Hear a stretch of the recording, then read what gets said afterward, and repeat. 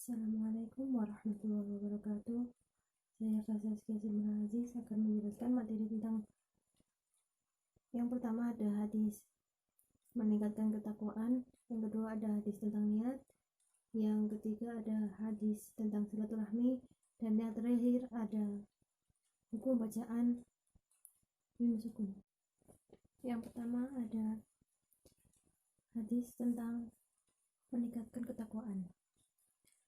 Hadis ke-18 dari Arba'in Nawawi, yang artinya dari Abu Dzar Junub bin Junadah dan Abu Abdurrahman Mu'ad bin Jabal radhiyallahu anhuma, dari Rasulullah Shallallahu alaihi wasallam. Beliau bersabda, bertakwalah kepada Allah dimanapun engkau berada, iringilah perbuatan buruk dengan perbuatan baik, maka kebaikan akan menghapus keburukan itu. Dan pergaulilah manusia dengan akhlak yang baik. Hadis riwayat Tirmizi, ia mengatakan hadisnya itu hadis hasan. Dalam sebagian naskah yang disebutkan bahwa hadis ini adalah hadis hasan sahih. Takwa adalah menjadikan antara seorang hamba dan sesuatu yang ditakuti suatu penghalang, sehingga takwa kepada Allah berarti menjadikan antara hamba dan Allah suatu benteng yang dapat menghalangi dari kemarahan, murka, dan siksa Allah. Takwa ini dilakukan dengan melaksanakan perintah dan menjauhi maksiat.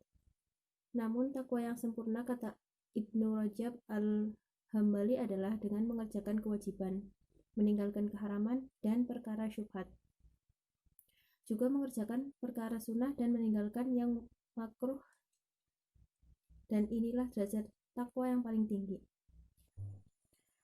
Yang berikutnya ada hadis tentang niat, yang artinya dari Amirul Mukminin Abu Hafiz Umar bin Al-Khattab radhiyallahu anhu ta'ala.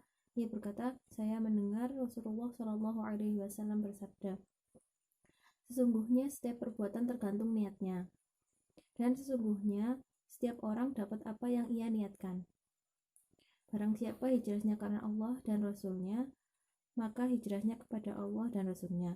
Dan barang siapa yang hijrahnya karena dunia dan ingin dunia yang ingin ia dapatkan, atau karena wanita yang ingin ia nikahi, maka hijrahnya pada apa yang ia niatkan.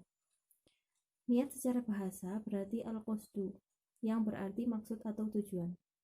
Sedangkan niat secara syar'i adalah tekad dalam mengerjakan ibadah untuk mendekatkan diri kepada Allah Subhanahu wa taala. Niat itu letaknya ada di hati dan merupakan amalan hati.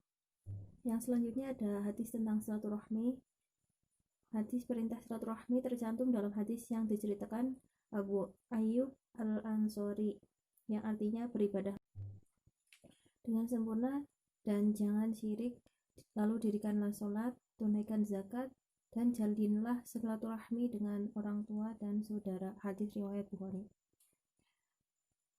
Yang selanjutnya ada hukum bacaan mim sukun. Hukum ini terdiri dari 3 macam bacaan. Yang pertama ada ikhfa syafawi, yang kedua ada idgham mithli, yang ketiga ada idhar syafawi. Sebuah bacaan dapat dikatakan sebagai bacaan ikhfa syafawi jika ada mim sukun yang bertemu dengan huruf ba, dan cara membacanya dengan didengungkan, yaitu mim sukun dibaca dengan berdengung dengan huruf ba. Contohnya, wa ma hum bimu'minin. Bacaan tersebut harus dibaca wa ma hum bimu'minin. Yang kedua ada idgham mithli. Idgham mithli adalah apabila mim sukun bertemu dengan huruf mim. Cara membacanya, hukum bacaan ini adalah dengan memasukkan mim sukun ke dalam mim dengan disertai dengan suara berdengung. Contohnya adalah aimanukum min. Yang ketiga ada idhar syafawi. Jika kita menemukan mim mati bertemu dengan salah satu huruf hijaiyah selain huruf mim dan ba, maka cara membacanya dengan jelas dan jelas di bibir dan mulut yang tertutup. Contohnya ada bacaan khalfihim wa'an. Ketiga hukum bacaan tersebut perlu diperhatikan bacaannya dan dipraktikkan saat membaca Al-Quran. Cukup sekian dari saya. Wassalamualaikum warahmatullahi wabarakatuh.